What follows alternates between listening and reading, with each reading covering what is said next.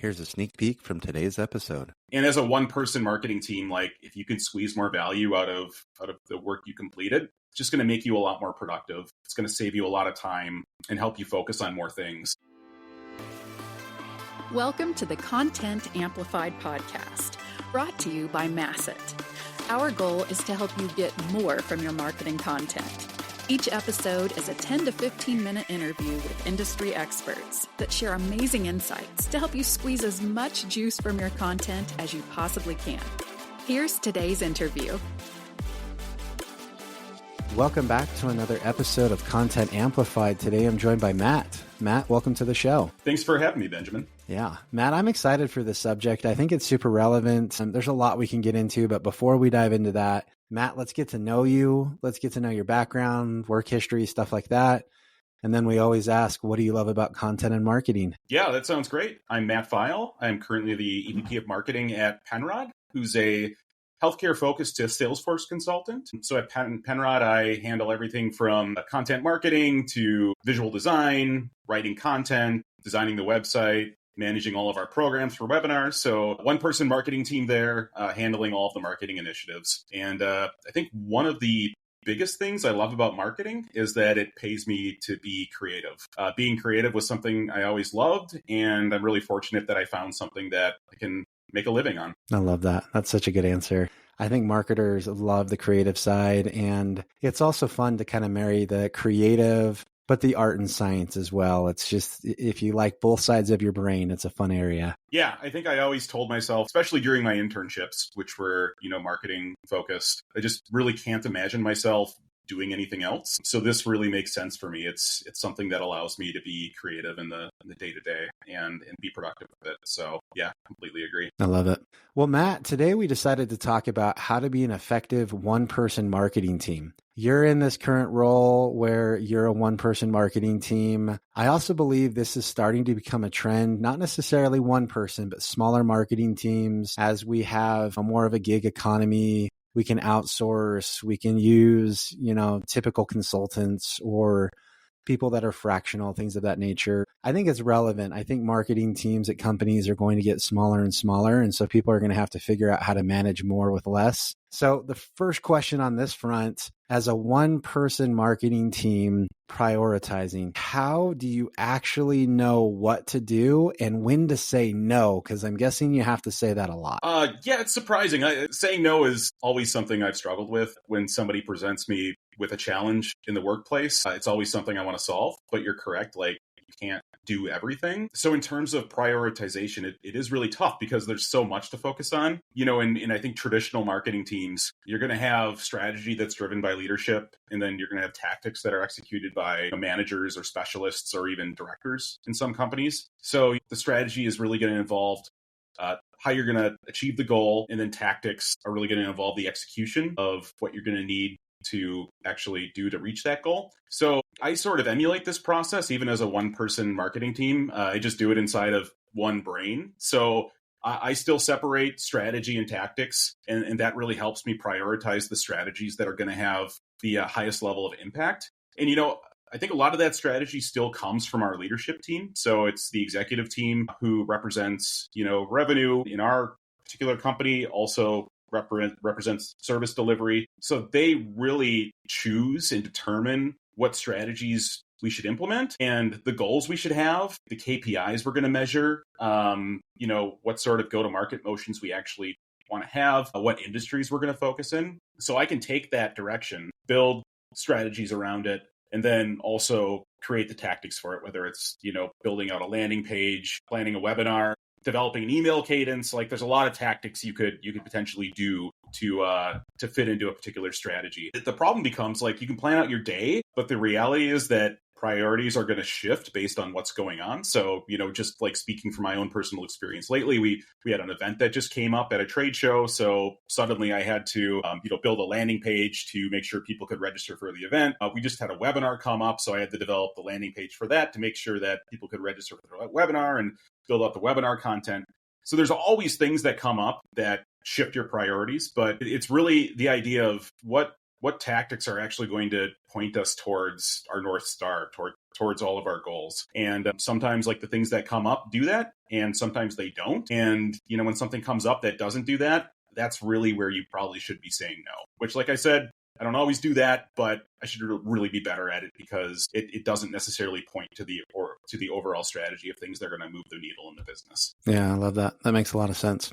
Well, one of the reasons why, we're seeing this shift as well is the advancement of technologies. The ability to have technology offload a lot of the workload for us as marketers. What technologies are you seeing that really assist the either one person or small team of marketers? What are some of these things that you really enjoy? Yeah, you're completely right that when you talk about the shift to smaller marketing teams, not only is that just a reality from a business perspective of cutting costs, but these new technologies are actually enabling either one person or smalling marketing teams to do all these things. So really, when I look at implementing technology, it's all going to be about how can I reduce the amount of time it takes me to execute on tactics. So for me, like the three major areas where I look for help is copywriting, web development, and then also just content development. So I guess in terms of content development, the big one, kind of buzzword right now, is artificial intelligence. For me personally, I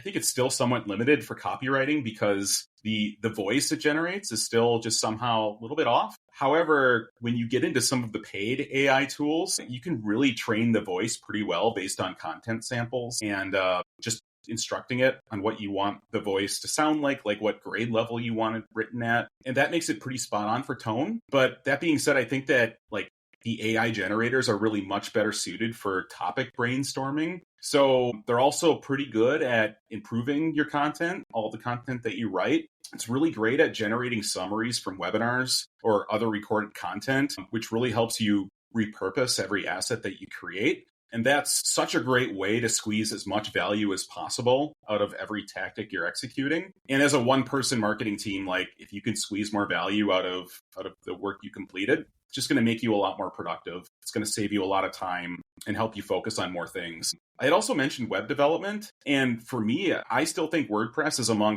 one of the best CRMs out there, even for a B2B company. I know in general, it's had some reputation as, being good just for, small blogs, but right now it's incredibly scalable. There's a ton of, extended plugins out there that are really going to let you do whatever you want with the platform. And then along with WordPress, there's so many managed services backends out there. So you're not spending a ton of time on server administration and staging environments or CMS updates. So for me, if I can get out of those administrative tasks, that's going to make me a lot more effective on a one person marketing team. I think just in general, kind of an older technology, but marketing automation tools, great for making your marketing programs work in the background without you day to day, maintaining and managing and sending out emails and maintaining forms and things of that nature. And, I think the last one would be just project management software. So still kind of an old technology at this point, but pretty crucial, at least for me, to keep me organized,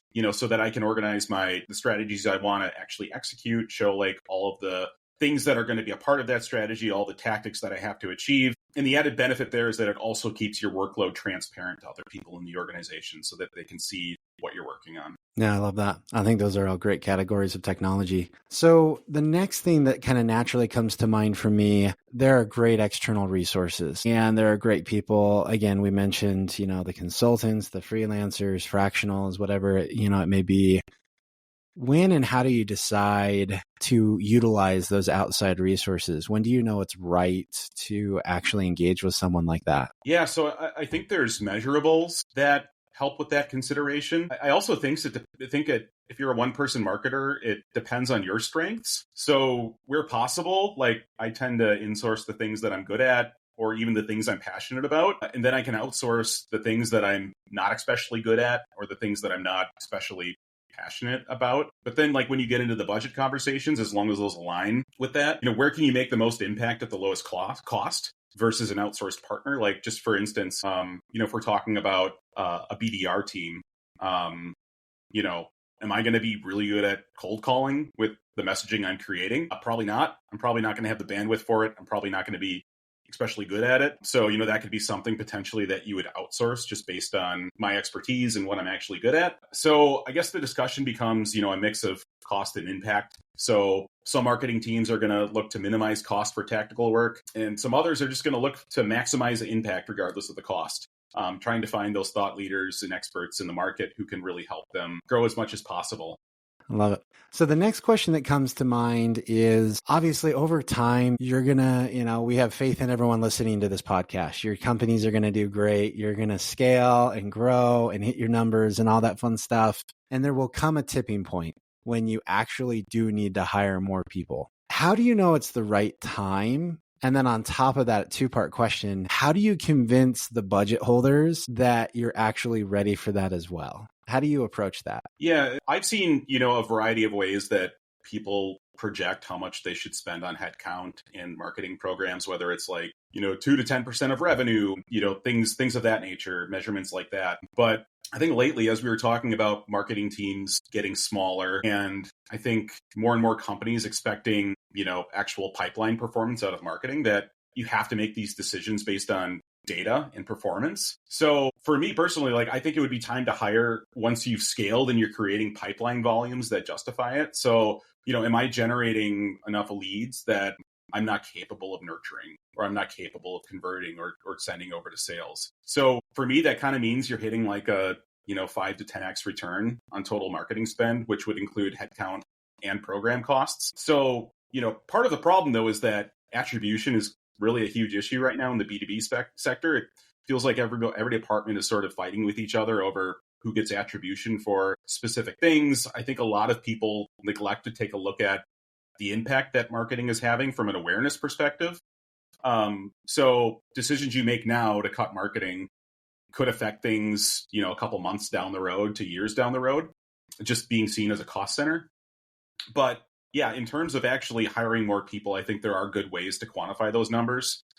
Take a look at how much pipeline you're generating in marketing, and if it's 5x to 10x the headcount and program cost, I think it's about time to hire somebody. And then once you reach that point, you have to hire the roles that are going to empower the highest value tactics. So you got to consider, is it in paid ads? Are they related to outbound lead generation? Are they focused on creating organic content? These are all going to be good questions to ask, but they just need to be triggered at the right time based on quantifiable metrics that relate with company performance. Love it.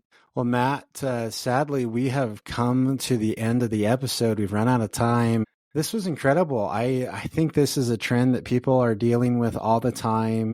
And I think the insights are really valuable, what technology you can use, how to prioritize, when you should grow, when you should outsource, all that kind of stuff. I think it's amazing. If anyone wants to reach out and connect with you online, how and where can they find you? Yeah, so I'm on LinkedIn. Just got to search Matthew File. I currently work at Penrod. So if you're in the healthcare sector and you need a Salesforce consultant, penrod.co is the place to go. And if you fill out a lead gen form on there, it's likely you'll talk to me, because as a one-person marketer, I qualify every single lead request that comes in. So that's a great way to reach out to me, is through the form on penrod.co. I love it. And for anyone listening to this episode, if you go to the show notes, we will have linked to Matt's profile and the company's website, so it's nice and easy to find. Matt, again, thank you so much for the time and insights today. Absolutely. Thanks for having me, Benjamin. Thank you for listening to the Content Amplified podcast. Please subscribe and leave us a review. And for additional ways to get more out of your content, visit our website at getmasset.com. That's getmasset.com. And tune in next time to the Content Amplified podcast.